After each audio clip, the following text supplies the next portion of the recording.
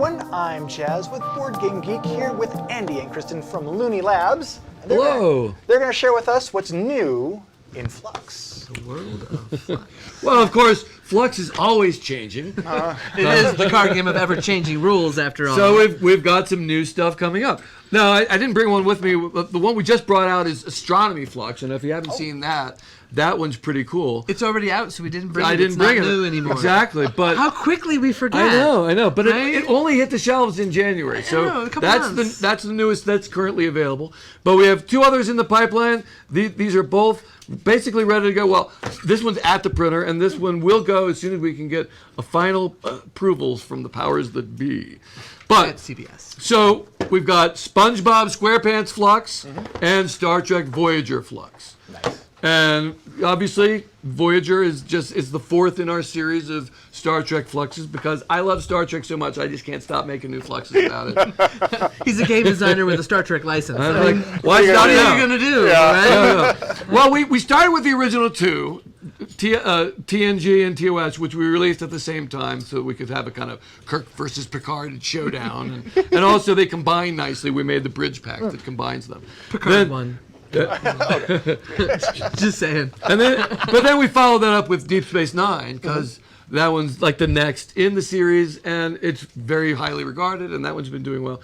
But then everybody's like, what about Janeway? That one's my favorite. Voyager is very much Oh, a yeah. favorite. It really of is lot of a people. strong one. So I worked that one out next. Pretty excited about it. It's got, it's just another Fluxx really, but it's got all your usual all the usual characters from Voyager, everybody from Ensign Harry Kim to Captain Janeway herself, who appears both as regular Janeway and Janeway from the future. Oh, cool. Yeah. So that's pretty cool. I'm not finding any of those as I look through them, and just, I wasn't ready for this demo. We were talking about pyramids. But SpongeBob is the one I you really just wanna got show. back from the Star Trek cruise where I was showing this version off and playtesting it with obviously a lot of Star Trek fans. There was a lot of interest around it, and I'm very pleased to say that they all had a great time and no one had any suggested changes. So That means it's ready to it go to the feels printer. ready. Wow. right, On a Star Trek cruise, Right? they didn't have any changes. I know, Final I know. playtesting. They all said thumbs On up. the Star Trek. Praise now. One of my favorite cards is the Holographic Doctor. When you play this, you have to say, please state the nature of the medical emergency. Now, it doesn't matter if you don't, it's just a rule. But then SpongeBob, now this one is in our new larger size, like Marvel and Jumanji before it. And that means it's going to include also one of those cool turn token cards.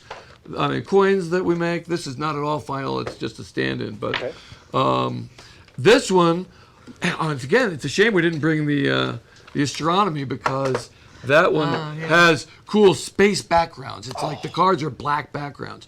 But for SpongeBob, we go with Under the Sea. So it also has a striking looking set of backgrounds. And this, of course, I don't know if you know much about SpongeBob, but he lives in a pineapple under the sea. Oh, really? Yes, he does. I suspect. And in fact, there's a goal that is SpongeBob and the Pineapple House for who lives in a pineapple under the sea.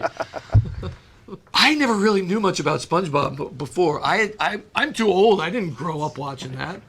In fact, I'd never seen it. But then the word came down that our partners wanted to do it because there's like a new movie coming out, and we wanted to have this out in time for the movie.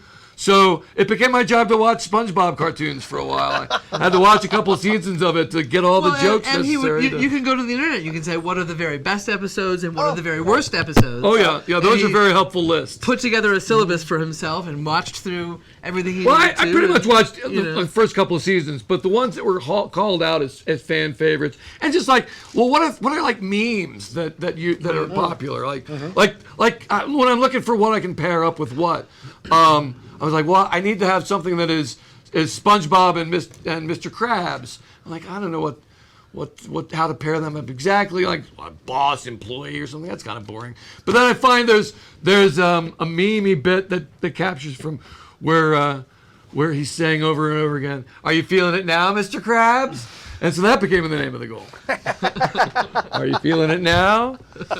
So you got to weave all of those neat little things into it. Watch the first couple of movies too. Try to have a reference from there. Actually, I picked up from a meme that a great goal name for Mr. Krabs and money would be "Hello, I like money." and later I realized that's a quote from the movie.